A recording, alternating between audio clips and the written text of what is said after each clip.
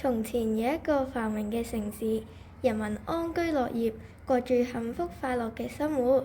呢個地方之所以咁安定，全賴英雄國安超人。曾經有4隻怪獸對呢個地方虎視眈眈，佢哋係分裂妖、顛覆怪、恐怖獸同埋勾結魔。呢4隻怪獸想將呢個美麗嘅城市據為己有。分裂妖想將呢個城市好似薄餅咁切開，顛覆怪想迷惑呢個城市嘅人民，想佢哋唔聽政府嘅說話。恐怖獸鍾意用炸彈傷害無辜嘅百姓，就連小朋友都唔放過。勾結魔仲召喚咗其他怪獸，諗住發動戰爭，摧毀呢顆東方之珠。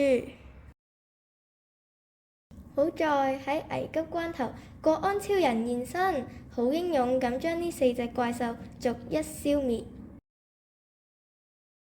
國安超人為呢個城市帶嚟希望，係呢個城市嘅守護神。